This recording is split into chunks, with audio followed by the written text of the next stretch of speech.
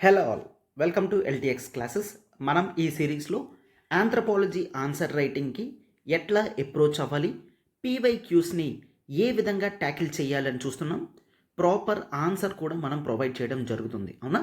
So మీరు PDF కావాలి అనుకుంటే మన టెలిగ్రామ్ ఛానల్లో జాయిన్ అట్లయితే మీకు పీడిఎఫ్ అవైలబిలిటీగా ఉంటుందన్నమాట, right? Yes. So class discuss చేస్తుంది దిస్ ఈజ్ శ్రీనివాస్. సో ఈరోజు క్వశ్చన్ అప్రోచ్ డీటెయిల్డ్గా చూడండమ్మా. ఈరోజు పీవైక్యూకి వెళ్ళే ముందు ఒకసారి చూడమ్మా. జనరల్లీ ట్రైబల్ పీపుల్ అంతా కూడా కొన్ని పర్టిక్యులర్ ఏరియాస్ నుంచి మూవ్ అవ్వడం అనేది జరుగుతుంది. లెట్స్ టేక్ ట్రైబల్ ఏ అనేవాళ్ళు ఈ ఏరియాలో ఎక్కువ ఉంటారు. అయితే వీళ్ళ రిసోర్సెస్ అనేవి కంప్లీట్ అయిన తర్వాత they generally shift to other places, right? So అయితే సి ఒక గ్రూప్ ఆఫ్ పీపుల్ ఈ ఏరియాకి వచ్చి సెటిల్ అయ్యి they have changed their names. ప్రతిదీ కూడా ట్రైబల్ సి కింద చేంజ్ అవ్వడం అనేది జరిగింది, రైట్? అయితే టేక్ కొంతమంది ఆంథ్రపాలజిస్టులు వచ్చి ఈ ట్రైబల్ గ్రూప్ని స్టడీ చేయడం స్టార్ట్ చేశారు. ట్రైబల్ గ్రూప్ సిని స్టడీ చేయడం స్టార్ట్ చేశారు. అయితే స్టార్ట్ చేసిన తర్వాత దే ఫౌండ్ దట్ ఇక్కడ లోకల్లో ఎవరైతే పీపుల్ ఉన్నారో వాళ్ళకి అండ్ వీళ్ళ కల్చరల్ ప్రాక్టీసెస్కి డిఫరెన్స్ అనేది వచ్చింది. And they start looking after వీళ్ళ యాన్సిస్టర్స్ ఎవరు అని, రైట్? వీళ్ళ యాన్సిస్టర్స్ ఎవరు అని చెక్ చేస్తున్న తర్వాత దే విల్ ఫైండ్ ఎస్ వీళ్ళు లోకల్ పీపుల్ కాదు, they have come from other place, అంటే వేరే ప్లేస్ నుంచి వచ్చారు అని తెలుస్తుంది. సో దీంతో ట్రైబల్ పీపుల్ ఎందుకు ఇట్లా మైగ్రేషన్ అనేది చేస్తున్నారు? సో మైగ్రేషన్కి నెంబర్ ఆఫ్ రీజన్స్ అనేవి ఉండొచ్చు, అవునా? ఈ మైగ్రేషన్ అనేది రిసోర్సెస్ అయిపోవడం వల్ల అవ్వచ్చు, ఆర్ మైగ్రేషన్ అనేది because of inter tribal clashes, వేరే ట్రైబల్ గ్రూప్స్తో క్లాషెస్ కానీ విత్ ఇన్ ద గ్రూప్లో క్లాషెస్ కానీ అవ్వచ్చు. అండ్ నెక్స్ట్ వన్, రిసోర్సెస్ అనేవి సరిపోక ఆర్ కొత్త ఏరియాకి షిఫ్ట్ అవ్వడం వలన ఇంకా ఎక్కువ రిసోర్సెస్ని ఆక్యుపై చేయొచ్చు అన్న ఉద్దేశంతో కూడా వీళ్ళు మైగ్రేట్ అవుతారు, రైట్? సో అయితే ఇటువంటి నెంబర్ ఆఫ్ ఫ్యాక్టర్స్తో వీళ్ళు మూవ్ అయ్యారు, అవునా? రైట్. ఒక ఆంథ్రపాలజిస్ట్ ఒక గ్రూప్ ఆఫ్ పీపుల్ని స్టడీ చేసేటప్పుడు కాంప్రహెన్సివ్గా స్టడీ చేయడం జరుగుతుంది. కాబట్టి ఎగ్జిస్టింగ్ ఉన్న గ్రూప్ వాళ్ళు ఎక్కడి నుంచి వచ్చారు, ఎందుకు వచ్చారు, దాని యొక్క సిగ్నిఫికెన్స్ ఏంటి, ఇంపాక్ట్ ఏంటి అనేది ప్రతిదీ కూడా చూస్తారు. So let's take indigenous people కాదు అని కొత్త గ్రూప్ వాళ్ళు ఇక్కడికి వచ్చారు. సో వాళ్ళ పాత కల్చరల్ ప్రాక్టీసెస్ని ఫాలో అవుతున్నారా ఆర్ కొత్త కల్చరల్ ప్రాక్టీసెస్ని వాళ్ళు ఇంబైబ్ చేసుకున్నారా అనేది కూడా ఆంథ్రపాలజిస్ట్ చెక్ చేస్తారు, రైట్? సో ఇట్లాంటివన్నీ కూడా ఎలా తెలుస్తాయి మనకి? జనరల్లీ ట్రైబల్ పీపుల్ యొక్క కాంప్రహెన్సివ్ ఆరిజిన్ నుంచి తెలియాలి అంటే వాళ్ళ పేరెంటల్ ట్రీ డయాగ్రామ్ అనేది మనకి కావాలన్నమాట. పేరెంటల్ డీటెయిల్స్ అప్పుడు మాత్రమే వాళ్ళ ఆరిజిన్ ట్రేసెస్ అనేవి మనం కనుక్కోవడానికి అవుతుంది. సో అయితే ఇప్పుడు మనం డిస్కస్ చేస్తున్న టాపిక్ అనేది దీనికి సంబంధించిందే. This is called the genealogical method. Clear? This is called the genealogical method. So అయితే దీంట్లో మనం ఏం చేస్తాం? ఒక గ్రూప్ ఆర్ ఒక ఫ్యామిలీ యొక్క పేరెంటల్ డీటెయిల్స్ అన్నీ కూడా కనుక్కోవడం జరుగుతుందన్నమాట. సో పాత దీంట్లో ఏదైనా కల్చరల్ థింగ్స్ అనేవి ఉన్నాయి. ఫర్ ఎగ్జాంపుల్ కొంతమంది ట్రైబల్ గ్రూప్ వాళ్ళు ఫిక్స్డ్గా ఫ్యామిలీ నేమ్ అనేది పెట్టుకొని నెక్స్ట్ నేమ్స్ అనేవి మార్చుకుంటూ ఉంటారు, రైట్? సో అట్లా ఏదైనా కల్చరల్ ప్రాక్టీస్ ఉందా ఆర్ వాళ్ళ డెత్ ప్రాక్టీసెస్లో ఏవైనా కల్చరల్ ఇంపార్టెన్స్ ఉందా అనేది కూడా చూడడం జరుగుతుంది. క్లియర్? రైట్. సో ఇప్పుడు మనం డిస్కస్ చేయబోయే టాపిక్ని జెనియాలజికల్ మెథడ్స్గా మనం చూస్తామన్నమాట. సో 2014లో 10 మార్క్స్ క్వశ్చన్ డైరెక్ట్గా సింప్లీ జెనియాలజికల్ మెథడ్స్ అని ఇవ్వడం జరిగింది. సో దాని గురించి 150 వర్డ్స్లో డిఫరెంట్ డైమెన్షన్స్లో ఎట్లా రాయొచ్చు అనేది చూడండమ్మా. సో చూడమ్మా, ఆప్షనల్ ఇన్ఫినిటీ కొత్త బ్యాచెస్ అనేవి స్టార్ట్ అయ్యాయి. రికార్డెడ్ క్లాసెస్ అయితే కేవలం 20,000కి మీకు అవైలబుల్ ఉంటుంది. లైవ్ ప్లస్ రికార్డెడ్ అయితే 25,000కే అవైలబుల్ ఉంటుందమ్మా. సో మీరు లైవ్ ప్లస్ రికార్డెడ్ తీసుకున్నట్లయితే మీకు ఏ డౌట్స్ ఉన్నా సరే క్లాస్లో అటెండ్ అయ్యి మీరు అడగగలరు అనమాట. క్లియర్? సో 30th జూన్ వరకు మాత్రమే ఫీజు అమ్మ, తర్వాత ఫీజు అనేది ఇంక్రీజ్ అవుతుంది. చూడండి, PSIR pub ad sociology Suresh sir deal చేస్తారు. Anthropology completely dealt by me. Paper 1, paper 2 notes provide చేయడం జరుగుతుంది. రెగ్యులర్గా ఆన్సర్స్ కూడా రాస్తారు. Clear. And Telugu literature Seethapathi sir deal చేస్తారమ్మా. సో మీకు ఇందులో ఏ ఆప్షనల్ ఇంట్రెస్ట్ ఉన్నా you can join us. So చూడండి, కోర్సెస్ అన్నీ కూడా లైఫ్ టైం వ్యాలిడిటీ. క్లియర్. మీకు ఏ డౌట్ ఉన్నా ఈ నెంబర్కి కాల్ చేయగలరు. 7893899553 నెంబర్కి కాల్ చేయండి అండ్ కోర్స్లో ఇమీడియట్గా జాయిన్ అవ్వండి. ఒకవేళ ఆంథ్రోపాలజీ గురించి ఏమైనా డౌట్ ఉన్నట్లయినా ఈ నెంబర్కి కాల్ చేయండి. Then you can speak to me. Right? Yes. So చూడండి, this is the genealogical methods. So genealogical methods అనేవి ఏంటి? ఒక గ్రూప్ యొక్క కిన్షిప్ సిస్టమ్ కానీ, సోషల్ ఆర్గనైజేషన్ కానీ, అండ్ ఆ కిన్షిప్ ఫ్యామిలీ మధ్యన ఉన్న relations like social structure differences కానీ ఇట్లాంటివన్నీ కూడా జెనియలాజికల్ మెథడ్స్లో మనం ఫైండ్ చేయడం జరుగుతుందన్నమాట. క్లియర్. ఇవన్నీ కూడా స్టడీ చేస్తే దాన్ని జెనియలాజికల్ మెథడ్స్ అని అంటాం. సో ఆంథ్రోపాలజిస్ట్ ఇట్లా స్టడీ చేసేటప్పుడు they will find their kinship patterns, అంటే వాళ్ళ యొక్క పెటర్నల్ రిలేషన్స్ కానీ మెటర్నల్ రిలేషన్స్ కానీ ప్రతిదీ కూడా ఫైండ్ చేయడం అనేది జరుగుతుంది. వాళ్ళ డెసెంట్, అంటే ఎక్కడి నుంచి వాళ్ళ వంశం అనేది స్టార్ట్ అయింది, ఎవరు ఆరిజిన్ స్టార్టింగ్లో ఉన్నారు, ఇట్లా ప్రతిదీ చూస్తారు. అండ్ ఫ్యామిలీ సోషల్ డైనమిక్స్ కూడా చూస్తారు. Family relations, male or female పెద్ద, మేల్ పెద్ద, ఎవరి తర్వాత ఎవరు ఉంటారు, ఇట్లా ప్రతిదీ కూడా జెనియలాజికల్ మెథడ్స్లో చూస్తామన్నమాట. క్లియర్. అంటే మెటర్నల్ రోల్ ప్లే ఎక్కువ ఉందా, పెటర్నల్ రోల్ ఎక్కువ ఉందా అనేది ప్రతిదీ కూడా చూడడం జరుగుతుంది.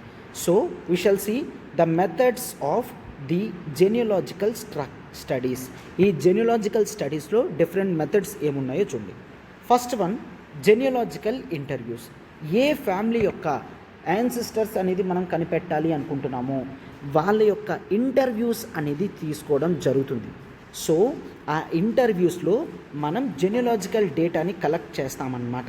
So here we gather information about their kinship relations కానీ, ఫ్యామిలీ హిస్టరీస్ కానీ, కల్చరల్ సిగ్నిఫికెన్స్ కానీ, ఇట్లా ప్రతిదీ చూడడం అనేది జరుగుతుంది. And interviews they provide details about their immediate and extended family members. వాళ్ళ ఇమీడియట్ ఫ్యామిలీ మెంబర్స్ కానీ, extended family members. Extended family members అంటే దూరపు చుట్టాలు అని అంటాం, అవునా? సో ఫస్ట్ రిలేషన్ కాకుండా ఫస్ట్ రిలేషన్కి కాస్త డిస్టెన్స్ రిలేషన్స్ అయితే ఎక్స్టెండెడ్ ఫ్యామిలీ మెంబర్స్ అని అంటాం. ఇట్లాగా వాళ్ళ లీనియేజ్ని ట్రేస్ చేయడం అనేది జరుగుతుందన్నమాట. క్లియర్. అట్లా స్టడీ చేసిన తర్వాత one of the methods we take is chart preparation. Clear. So genealogical chart preparation అనేది చేయడం జరుగుతుంది. Right. So here we take the genealogical charts or diagrams అనేది వేయడం జరుగుతుంది. సో దట్ కిన్షిప్ రిలేషన్షిప్స్ కూడా మనం చూస్తామన్నమాట. So take here. సో ఇక్కడ ఒక మేల్ ఉన్నాడు, ఇక్కడ ఒక ఫీమేల్, వీళ్ళిద్దరూ కపుల్. సో వీళ్ళ జనరేషన్ అనేది ఇలా స్టార్ట్ అవుతుంది. ఇట్లా ప్రతిదీ కూడా ఒక చార్ట్ లాగా వేస్తే క్లియర్గా అర్థమవుతుంది ఎవరు ఎక్కడి నుంచి వచ్చారు అని. రైట్. సో ఈ విధమైన ఫ్యామిలీ ట్రీ అనేది వేయడం చాలా ఇంపార్టెంట్ అని చెప్తానన్నమాట. సో వాళ్ళ మ్యారేజ్ సిస్టమ్స్ కానీ, వాళ్ళ అడాప్షన్స్ అలవాట్లు కానీ, కిన్షిప్ టైస్ కానీ ప్రతిదీ కూడా ఈ జెనియలాజికల్ చార్ట్స్తో మనకు రివీల్ అవుతుంది అని మనం చూస్తాం. Right. And next one of the methods that is participant observation. What is this participant observation? ఒక ట్రైబల్ గ్రూప్ని స్టడీ చేసేటప్పుడు ఆంథ్రోపాలజిస్ట్ అనే వ్యక్తి ఆ ట్రైబల్ గ్రూప్లోనే చాలా రోజులు ఉన్న తర్వాత వాటి యొక్క కల్చరల్ ప్రాక్టీసెస్ని అర్థం చేసుకున్న తర్వాత స్టడీస్ అనేవి చేస్తే పార్టిసిపెంట్ అబ్జర్వేషన్ అని అంటాం. సో దీంట్లో ఆంథ్రోపాలజిస్ట్ ట్రైబల్ గ్రూప్లో మమేకమై ఇంకా వాళ్ళ యొక్క కల్చరల్ ప్రాక్టీసెస్ని దగ్గర నుంచి ఇన్సైడర్ వ్యూస్ అనేవి ఇవ్వడం జరుగుతుందన్నమాట. Here he shall observe the social interactions కానీ, వాళ్ళు చేసే డైలీ యాక్టివిటీస్ కానీ, రిచువల్స్ కానీ, ప్రతి కిన్షిప్ ప్రాక్టీస్ కానీ, రిలేషన్షిప్స్ కానీ ఏ విధంగా ఉన్నది, కమ్యూనిటీతో ఎలా ఉంటున్నారు, ఇలా ప్రతిదీ కూడా అబ్జర్వ్ చేస్తాడనమాట. సో ఇక్కడ ఇన్సైడర్ పర్స్పెక్టివ్ వాళ్ళల్లో కలిసిపోయి వాళ్ళతో పాటు అబ్జర్వ్ చేసి రిలేషన్స్ అనేవి ఎస్టాబ్లిష్ చేసుకొని క్లియర్గా అబ్జర్వ్ చేస్తాడు. అప్పుడు కనుక్కుంటాడనమాట వాళ్ళు ఎక్కడి నుంచి వచ్చారు, ఎందుకు వచ్చారు, ఇక్కడ ఏం చేస్తున్నారు, పర్పస్ ఏంటి, ప్రతీది కూడా కనుక్కోవడం జరుగుతుంది. And next it is the kinship terminologies. అయితే మనం ఎప్పుడైతే జెనియాలజికల్ మెథడ్స్ చేస్తామో we also try to analyze the kinship terminology. Kinship terminology అంటే ఒక రిలేషన్లో ఒక వ్యక్తి వేరే వ్యక్తిని ఏ విధంగా పిలుస్తున్నాడు అన్నదే టెర్మినాలజీగా చూస్తాం. సో డిఫరెంట్ కల్చర్స్ ఉన్నాయి కాబట్టి ఆ కల్చరల్ రిలేషన్స్లో డిఫరెంట్ పీపుల్ డిఫరెంట్ మెంబర్స్ని డిఫరెంట్ స్టేటస్ అనేది ఇవ్వడం జరుగుతుంది. ఫర్ ఎగ్జాంపుల్ మదర్స్ బ్రదర్ని ఒకలా పిలుస్తాం, మదర్ సిస్టర్ని ఒకలా పిలుస్తాం, ఫాదర్ బ్రదర్ని ఒకలా పిలుస్తాం, ఫాదర్ సిస్టర్ని ఒకలా పిలుస్తాం. అవునా? అట్లా డిఫరెంట్ రోల్స్ అనేవి అసైన్ చేస్తే, డిఫరెంట్ రోల్స్ అనేవి ఇస్తే దాన్నే కిన్షిప్ టెర్మినాలజీ అని అంటామన్నమాట. రైట్. సో స్పెసిఫిక్ కల్చర్లో ఎలా ఉంది అనేది చూడడానికి హెల్ప్ అవుతుంది. So studying kinship terminologies helps anthropologist understand the social structure. ఏ విధంగా రిలేషన్స్ అనేవి పెంచుకుంటున్నారు. కొన్నిసార్లు ఫాదర్ బ్రదర్ని, మదర్ సిస్టర్ని దగ్గరగా చూస్తారు. కొన్నిసార్లు ఫాదర్ సిస్టర్ని, మదర్ బ్రదర్ని దగ్గరగా చూడడం అనేది జరుగుతుంది. అంటే ఇక్కడ క్లియర్గా స్ట్రక్చరల్ డిఫరెన్స్ అనేది కనిపిస్తుంది. ఏ రిలేషన్లో ఎవరికి ఇంపార్టెన్స్ అనేది ఇస్తున్నాం, ఇదంతా కూడా మనం ఎప్పుడైతే జెనియాలజికల్ మెథడ్స్ చేస్తామో, ఎప్పుడైతే ఒక చార్ట్ అనేది ప్రిపేర్ చేస్తామో అప్పుడే క్లియర్గా తెలుస్తుందన్నమాట. అయితే జెనియాలజికల్ మెథడ్ వల్ల అడ్వాంటేజ్ ఏంటి? It also helps in the comparative analysis. Here anthropologist does the comparative analysis అన్నమాట. వేరే ట్రైబల్ గ్రూప్తో ఈ ట్రైబల్ గ్రూప్ ఏ విధంగా డిఫర్ అవుతుంది అని అనలైజ్ చేయడానికి ఇది హెల్ప్ అవుతుంది. సో దీంతో డిఫరెంట్ ట్రైబల్ గ్రూప్స్ మధ్యలో ఉన్న సిమిలారిటీస్ కానీ డిఫరెన్సెస్ కానీ ప్రతిదీ కూడా ప్యాటర్నైజ్ చేయడం జరుగుతుంది. అండ్ ఈ కిన్షిప్లో కొన్ని institutions like economics, politics, religion ప్రతిదీ కూడా అబ్జర్వ్ చేస్తాం. అంటే ఎప్పుడైతే ఒక ఫ్యామిలీ హిస్టరీ అనేది వేస్తామో, డిఫరెంట్ ఫ్యామిలీ హిస్టరీస్ని అనలైజ్ చేయడం వల్ల ఈ కంపారిటివ్ అనాలిసిస్ కూడా వస్తుంది అని చూస్తామన్నమాట. అండ్ నెక్స్ట్ చూడండి, it is the ethnographic research. So anthropologist conduct ethnographic research which involves the long term field work and immersion in a particular cultural group. అంటే ఏంటో చూడమ్మా. సో ఎప్పుడైతే ఈ జెనియాలజికల్ మెథడ్స్ని మనం ఫాలో అవుతామో అప్పుడు ఎథ్నోగ్రాఫిక్ రీసెర్చ్కి హెల్ప్ అవుతుంది. అంటే ఒక ట్రైబల్ పీపుల్ యొక్క కల్చర్స్ అనేవి క్లియర్గా అర్థమవుతాయి. సో ఫీల్డ్ వర్క్ అనేది చాలా ఎక్కువ ఇంపార్టెంట్ అని చెప్తున్నారనమాట. అప్పుడే డీటెయిల్డ్ క్వాలిటేటివ్ డేటా అనేది కలెక్ట్ చేయగలము అని చెప్తున్నారనమాట. రైట్. సో ఎథ్నోగ్రాఫిక్ రీసెర్చ్లో కూడా ఈ జెనియాలజికల్ మెథడ్స్ అనేవి హెల్ప్ అవుతాయి. So previous historical family relations అనేవి కనుక్కోవడం వలన వాళ్ళ యొక్క కల్చరల్ ఇంపార్టెన్స్ ఏంటి, ఎంతవరకు కలిసి ఉంటున్నారు అన్న ఎథ్నోగ్రాఫిక్ రీసెర్చ్ అనేది అర్థమవుతుంది. దాంట్లో కూడా హెల్ప్ అవుతుంది అని చూస్తాం. And next collaborative research. So ఎప్పుడైతే జెనియాలజికల్ మెథడ్స్ అనేవి మనం అడాప్ట్ చేసుకుంటామో సో ఇది కొలాబరేటివ్గా వర్క్ అవుతుంది. సో దీంతో we shall produce the knowledge about the kinship system. And collaborative research helps ensure the cultural sensitivity. A importance దానికి ఇస్తున్నారు, ఏ కల్చర్కి ప్రైమ్ ఇంపార్టెన్స్ వాళ్ళు ఇవ్వగలుగుతున్నారు, ఎందుకు ఇస్తున్నారు, కమ్యూనిటీ పార్టిసిపేషన్ ఎంత ఉంది, లోకల్ పర్స్పెక్టివ్ రిప్రజెంటేషన్ ఎంత ఉంది, ఇట్లా ప్రతిదీ కూడా చూస్తామన్నమాట. రైట్. సో ఈ జెనియాలజికల్ మెథడ్స్ని ఎంప్లాయ్ చేయడం వలన ఆంథ్రోపాలజిస్ట్ వాళ్ళు ట్రైబల్ గ్రూప్లో ఉన్న కాంప్లెక్సిటీస్ అన్నిటినీ కూడా ఈజీగా ఓపెన్ చేయగలరు. ఫర్ ఎగ్జాంపుల్ కొంతమంది ఈ గ్రూప్లో 50% ఒకలా బిహేవ్ చేస్తున్నారు, 50% ఒకలా బిహేవ్ చేస్తున్నారంటే దీని రీజన్ అనేది మనం ప్రాపర్గా చూడకపోతే, వాళ్ళ ఫ్యామిలీ హిస్టరీస్ కనుక కనుక్కోపోతే అర్థం కాదనమాట. సో అలా కనుక్కుంటే అర్థమవుతుంది ఏంటి, ఒక సెక్షన్ వాళ్ళు కంప్లీట్గా అవుట్ సైడ్ నుంచి వచ్చి ఇక్కడ సెటిల్ అయ్యారు అని అర్థమవుతుంది. రైట్. సో అందుకని జెనియాలజికల్ మెథడ్స్ అనేవి చాలా ఇంపార్టెంట్. దీంతో రిలేషన్స్ కూడా ఎట్లా అర్థమవుతుందంటే లెట్స్ టేక్ ఒక ఫ్యామిలీలో 4 బ్రదర్స్ ఉన్నారు. 4 బ్రదర్ ఫ్యామిలీస్లో 2 ఫ్యామిలీ మాత్రమే ఉన్నారు. మిగిలిన 2 ఫ్యామిలీస్ వాళ్ళు బయటికి వెళ్ళిపోయారు అనుకోండి. దానికి గల కారణాలు ప్రతిదీ కూడా చెక్ చేయడం అనేది జరుగుతుందన్నమాట. సో ఫ్యామిలీ డైనమిక్స్ కానీ కల్చరల్ సిగ్నిఫికెన్స్ కానీ ప్రతిదీ కూడా జెనియలాజికల్ మెథడ్స్ ద్వారా తెలుసుకోగలము అని అర్థమవుతుంది. And next with these methods these contribute to understand the social organisation, tribal group యొక్క ఆర్గనైజేషన్ అనేది అర్థమవుతుంది. ట్రాన్స్మిషన్ ఆఫ్ కల్చరల్ వాల్యూస్ అనేది అర్థమవుతుంది. ఇండివిజువల్ ఐడెంటిటీస్ అనేవి కూడా మనం అర్థం చేసుకోగలం. కమ్యూనిటీ స్ట్రక్చర్స్ కూడా అర్థం చేసుకోగలం అని చెప్తున్నారనమాట. క్లియర్?